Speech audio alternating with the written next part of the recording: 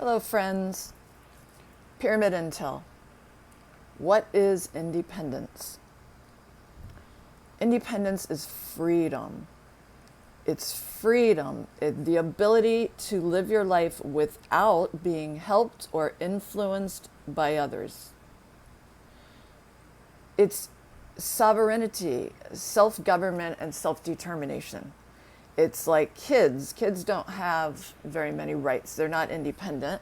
They are under the control of their parents, their schools, and things like that. And eventually they grow up and they move out and they're able to make their own decisions. So that's independence, that's freedom. And this freedom, without being helped or influenced by others, true independence and freedom means that if you listen carefully to that statement, it's the ability to live your life without being helped or influenced. So freedom is, there you are by yourself, you're completely sovereign, you're able to make it on your own without dependency on others, physically, emotionally, spiritually, or financially. All of the lees, right? For freedom. And my question is, are you really independent? Do people really want to be independent? Do they even really know what it means? Because, if you have attachments to people, places, or things, then you are not really free. And when you're not really free, then you are susceptible to domination by others. So that's just what I want to talk about here. First of all, I want to say happy 4th of July to everyone. Happy Independence Day to all Americans who love and appreciate their freedoms, and also sending it out to all the people around the world who want to be free and are hoping for more in their lives, and they may not be able to have it at this exact point in time. Thank you to all the veterans who, have given up so much so that we can have our freedoms. And on that note, I'm going to light the candle. Hopefully it won't blow out. And say thank you. Okay, I should probably turn the fan off. 1 second.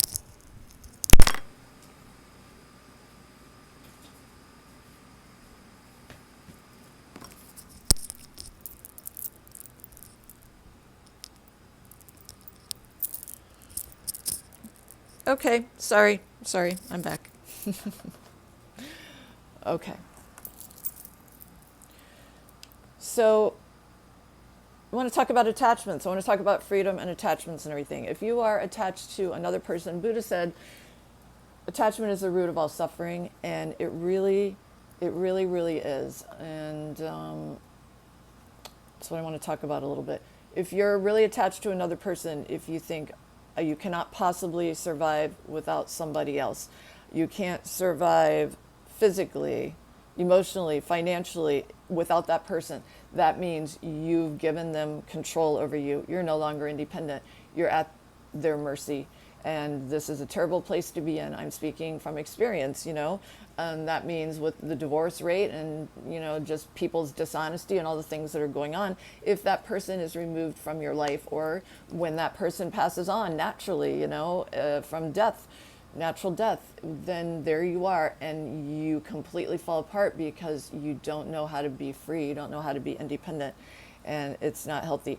Religion, people are overly dependent on their religion and their churches. Now, this has nothing to do with God. I'm talking about, what if tomorrow suddenly a government came in, took over, and eliminated all churches and all expressions of religion and everything? How many people would fall apart without that leadership, without being able to, lead themselves and be independent spiritually and in their relationship with God? People would fall apart because of that. And then there's the government issue. People that are overly dependent on the government for emergency services, for money, when we had lockdowns and things like that, or just people that are, not striving to be independent. They would rather depend on the government to give them things. And the government's suddenly not there. It collapses. What are you going to do? Services, food, clothing, medical, practical skills. not everyone can do everything, not everyone can learn everything, but there are a lot of things that we could do for ourselves that we do not do or dependent on someone else to do them for us, and that is not healthy. And then there's information, people being dependent on information sources like news, and then there's, okay, well, this is true, and then other people say that's not true, that's fake news. And then you have debunkers. Rather than people doing the research themselves, they're depending on some other group, the debunkers, to tell you what's true and what's not true instead of doing the work yourself. We have censorship. These people, whoever they are, decide what the truth is, and then they totally suppress all the people that they say are not telling the truth. And this is setting us up for a really bad way of being. We are under the control of all of these people, places, and things that we have given our power away to. So the funny thing about Americans is we think that we have the most freedom of all the countries. We sort of pride ourselves on that, but I don't think that we do, because through our own personal laziness and attachments, through all of these things that I just mentioned, we are actually much less independent than people from many other countries in the world. And there's a reason for this. We've done it to ourselves, because in these other countries, we all know what it's like, a lot of turmoil and things going on in other countries, but through that they are able to be more independent because they don't have the luxury of being lazy. Things are so, through instability around them, there's often people come and go through their lives. There's loss of life and sickness and wars and things like that. So they cannot afford to be overly attached to people in their life because they know that things are unstable. Same thing with religious persecution, government corruption and instability. They often do not become overly dependent on the government because they know they can't depend on their government. And because of corruption and instability, they have less goods and services available, or they don't necessarily, because the economy, have the money to buy all of these things. And so through necessity, they have to provide for themselves. They have to make things, they have to fix things, and that makes them much more independent. This sort of a living situation, it generates less faith in people, places, and things, and they have to do more independent education and research in order to survive. So our forefathers of the USA, they understood this, and they tried to create a constitution with as many freedoms as possible. They understood human nature, and they tried to place controls in the Constitution that would support the underdog and the oppressed. So what has happened now is, as time goes on and things evolve, and there are people that want to make some changes or add things on to our governmental processes in order to support the oppressed, to make sure that there isn't an imbalance. But what has happened is that the controllers have become the oppressors, and it has been flipped around. You can't do this, you can't say that, or we will destroy you. And that's what we have become. That's what we have become. And now it's like we're operating on a narrow, rigid frequency band of suppression, where everyone else's feelings matter. That's why you can't say this, you can't do that, you can't, but your feelings and opinions don't matter. You have to shut up in order to not offend anyone. So now you're the oppressed, and we're back to control and domination, which is the very thing that we wanted to avoid when the United States of America was formed. So the question is, if everyone's opinions and feelings matter, how do we resolve this issue? There's a huge polarization, and they're going farther and farther apart, and each side wants to be heard. The problem that I see is not only that, they want, for their reality to be created, that they think that they need to destroy the opposing side, the people who want to create something totally different, they want to shut them down. They want their reality to be the only reality. Hopefully, if you sit and think about this, you can see the problem with this. It's against everything that we're supposed to stand for as Americans. You know, political parties, gender identity, abortion rights, gun laws. Gun laws are a constitutional right. Assault weapons don't really need to be available. I don't know why they are. But, you know, there is some truth to people kill people. It's not the guns that kill people. And I know people probably want to punch me in the face when they hear that. But let me remind you of Rwanda and machetes, okay? They did more damage with their machetes than Americans are running around with their guns, okay? And that was just with a machete. So it's more than the actual weapon. Yeah, you can kill more people with it, but that's not the problem. It's mental health and all of these things that I'm talking about that have to do with anger and oppression and stuff that are creating the problems, not the weapons, my opinion. So everyone knows that these problems, I'm not saying anything that's going to be a big shock to anyone, but what are we going to do about it? Because if we do not come up with a plan, you know, and each side wants to dominate by force the other side, you know, we're right, they're wrong, and we continue domination and hatred, it's just going to lead to more war. Nobody wins. You have an ongoing conflict because somebody will always lose. Someone will feel oppressed, and eventually they will rise up again, and you keep the whole cycle going around and around and around.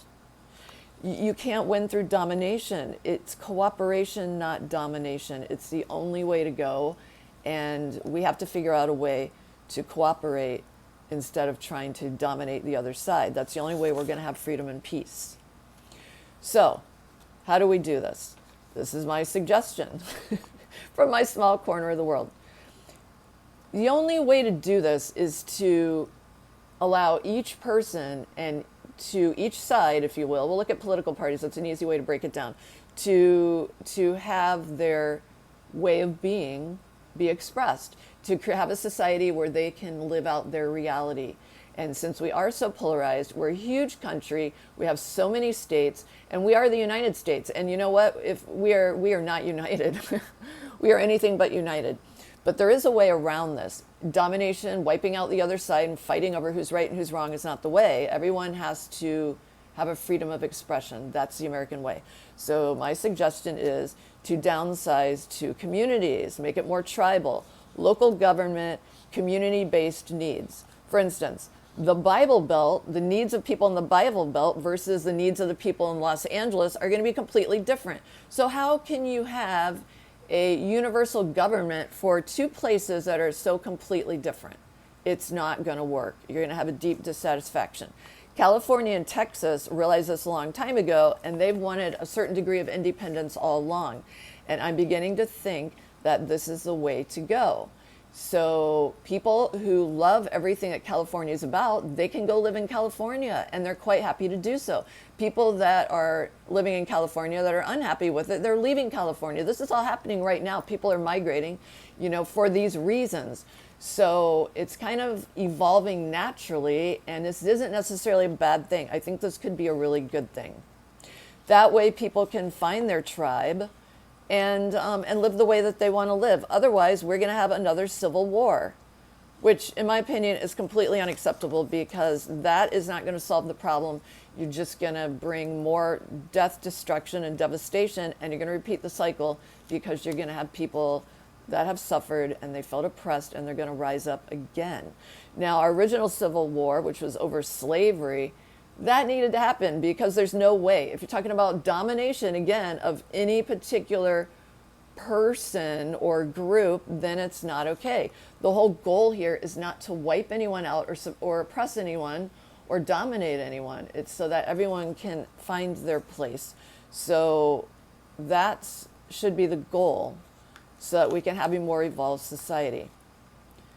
The United States of America are not united, we are not free, and we will not be strong and peaceful when anyone is denied and dominated. So the new earth is cooperation, not domination.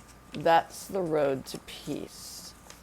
So Tomorrow is July 7th, and there is a 7-7 portal. And I'm not going to get into the meaning of that if you're not quite sure, but we'll do that on another Pyramid Intel.